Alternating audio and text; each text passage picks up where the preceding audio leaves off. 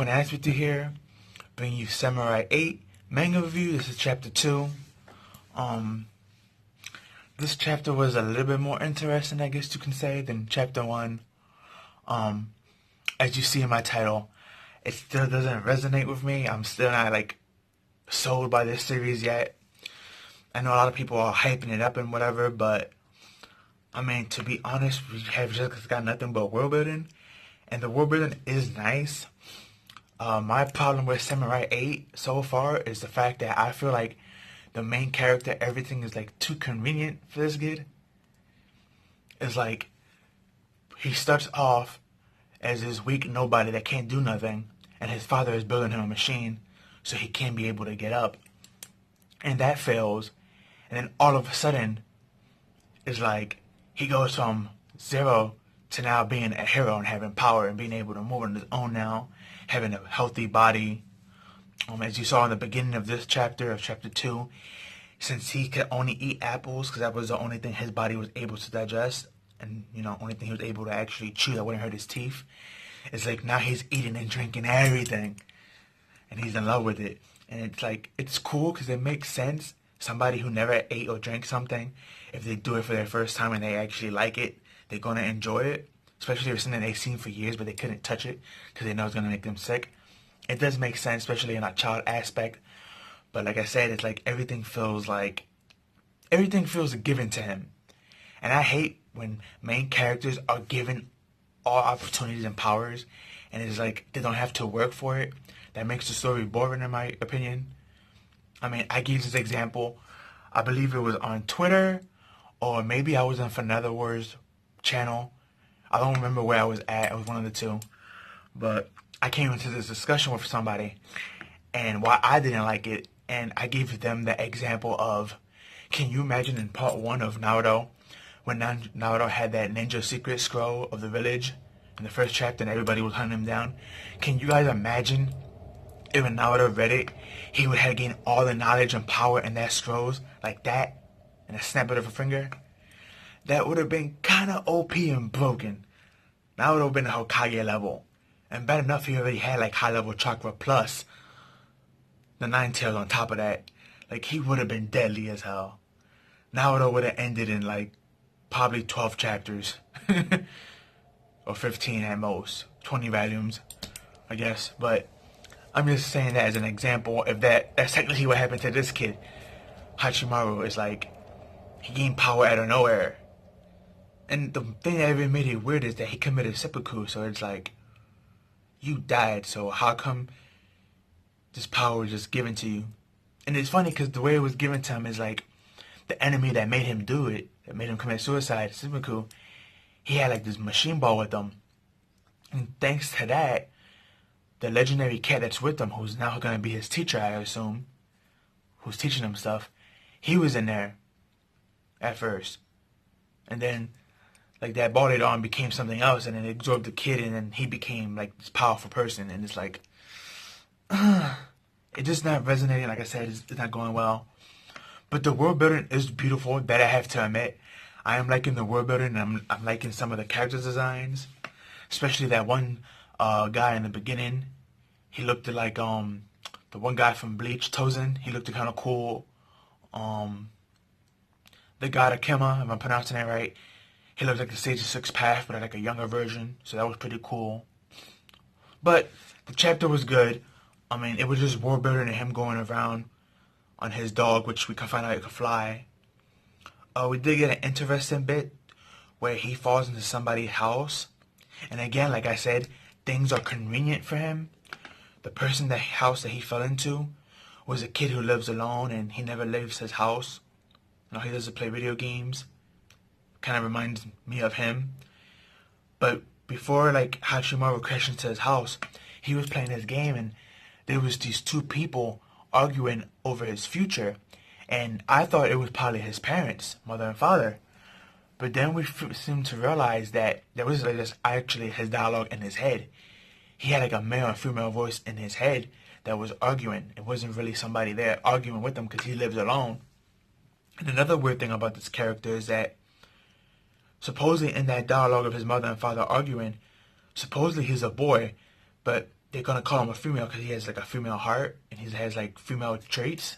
You know, he's feminine, which is kind of weird for being a boy, but then at the same time, he considers himself a boy. So it's weird. It's like he has like these inner dialogues that it seems like it's someone else speaking to him, but it's actually his inner dialogue, and it just felt kind of out of place and kind of convenient too, because this person he has no name. We'll call him Nameless or her Nameless, whatever. But Nameless basically, just like how Hachimaru has always been locked up here.